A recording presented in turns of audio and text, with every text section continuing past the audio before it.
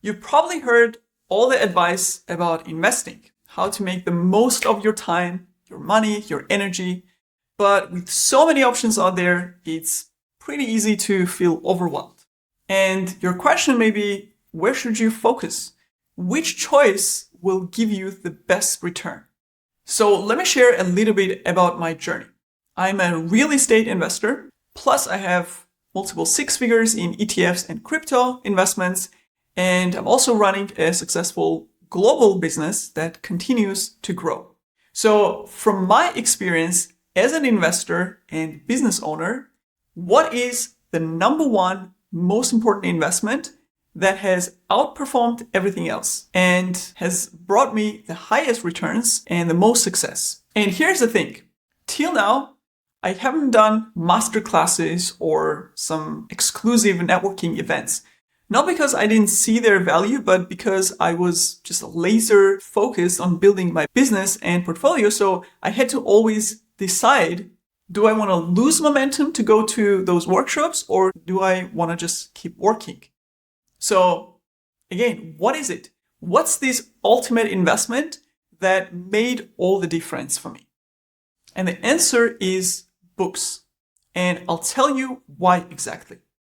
I have read over 75 books on engineering, business, marketing, team building, personal development. And those books have upgraded my operating system, helped me view the world much better, see opportunities more clearly, and more importantly, train my brain to create solutions and create connections between various things to build stuff from that. So let me tell you a story.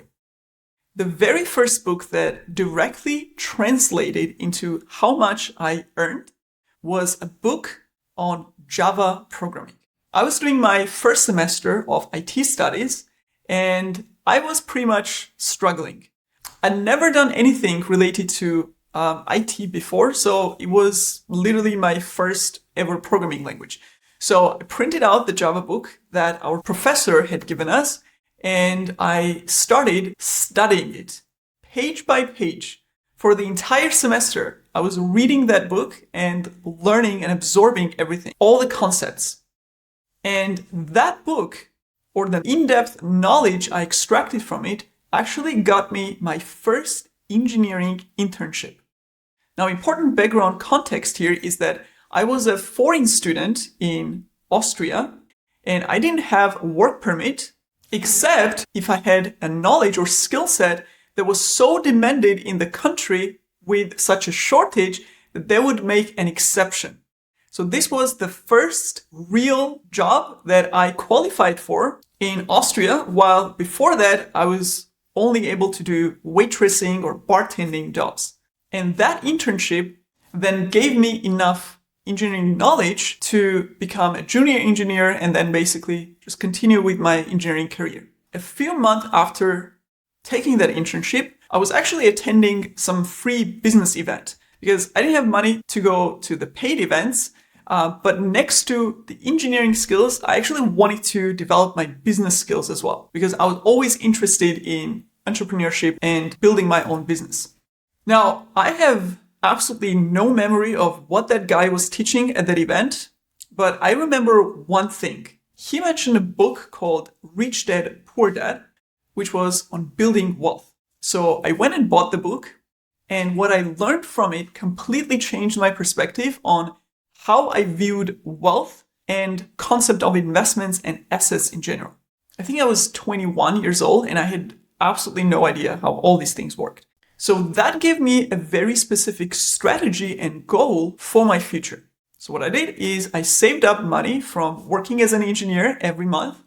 And in parallel to that, I bought and read a few books on real estate for local markets specifically, because I needed to understand the local taxes and laws which applied to the Austrian market.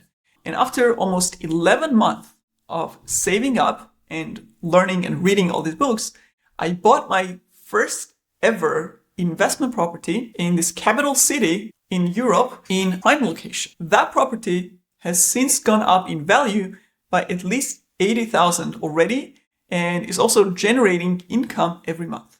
Now, at this point, I was already a senior engineer. So now my business interests started dominating because I now had a skill set to build scalable digital products. So of course I wanted to use it to build a business. So I started working on my own startup ideas. And I had many ideas and it was all messy because I didn't know what I was doing. So I read books like 5 a.m. Club and Miracle Morning and so on to basically develop self-discipline to work consistently on business and become super productive. Because it's really hard to find a rhythm and dynamic when you are first building something, especially next to your full-time job. So you need to be disciplined to really work on it consistently on a daily basis. So from these books, I developed a system to be consistent and productive with my work. I also read books on time management and efficient work, like The One Thing or The Effective Executive, that taught me how to set priorities. Now, I was working on 5 things at once, having my attention completely split because it was just exciting to have so many ideas and to work on them simultaneously, but I learned how to laser focus on one thing at a time instead of doing a little bit of work on different projects. And that focus eventually helped me create the 7-figure business that we have now. So now it's time for the next phase, which we are currently in, which is expanding the business and most importantly, building a team.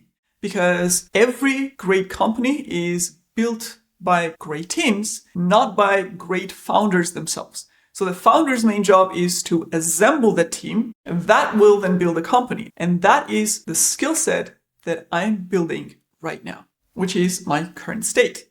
So with absolute laser focus, I'm reading books like Built to Last, The Hard Thing About the Hard Things, and so on how to build great teams and companies that can outlast the founders, as well as leading with vision so that I can take it to the next level with that knowledge. And I know that is an ambitious goal, but the reason I have confidence that I can accomplish it because I have a track record of facing a challenge, and through the knowledge from books primarily, I was always being able to fill that knowledge gap to tackle that next level of challenge. And it always has worked. There was always a way to learn the skills that I was missing and then figure out how to overcome that challenge. So essentially what I realized is that every time I needed to make a leap from the current level to the next one, I basically use books as a bridge to cross that gap without falling into it. So this became kind of a blueprint for making those large shifts in my life. Now, of course, some people learn in other ways. You may get to know people around you who are knowledgeable and learn from them directly. Some people just dive right in, make tons of mistakes and learn. I think Gary Vee once said he's written more books than he's read. So there are other sources of learning and other types of learning, of course. Like I also watch videos or interviews with founders of these large visionary companies to learn things from them, or I hire specialized consultants to speed up my learning process.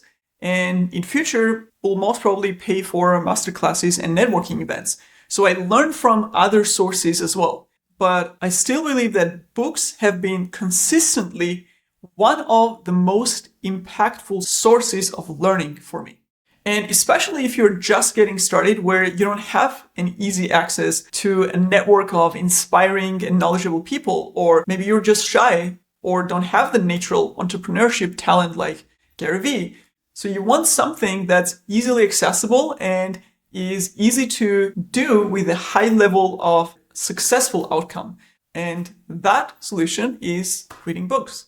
Now, I know some people will be thinking, I haven't read since school. If I pick up a book, I'm sure that I won't be able to read past, 20 pages. Plus, I have tons of other stuff that I'm juggling with in my life.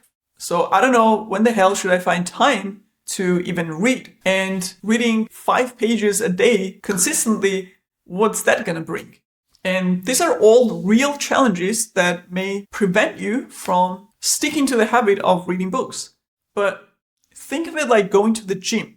You build the muscle one day at a time. So if you haven't been to the gym for the last 10 years, you probably don't want to do a 1 hour intense workout, right? You want to ease into it. You want to start with smaller steps, but you want to make it into a habit. So you don't have to think about when to carve out time to read the books and whether you really want to do it or whether it's really worth it and so on. Now here's something practical that may help you with that, which is basically a hack that I discovered for reading faster and remembering more from the book. Because I'm a slow reader and I also have a whole business to run and grow on the side. So it was also hard for me to find time for consistently reading. So what I do is I get a physical book and I get the audio version of it, usually on Audible. I put my headphones in, play the book on Audible at 2 times the speed while reading at the same time. And what this does is you remember more because you are getting the information in 2 formats at the same time. You don't get distracted and you read much, much faster. Now try this and then do the following.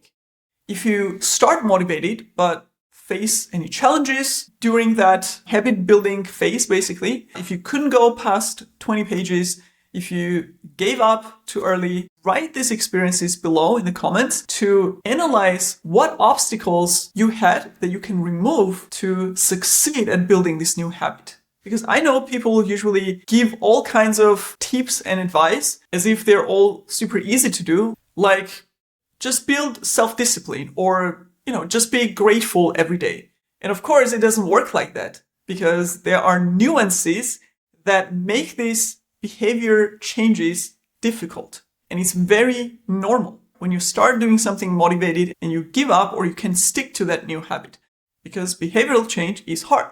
And what you need to do is sometimes you need to fix those small nuances. So write below what those nuances are, because I believe the challenges are where we learn the most, not the wins. So leave below your learnings and challenges because I'm sure this will help others in the community as well. Now, as I keep learning new things from those new books, I will be sharing them here to kind of give you that shortcut for learning. So if you think you can benefit from that knowledge and even save time getting all this information, then subscribe and stay tuned for those videos. With that, thanks, and I'll see you in the next one.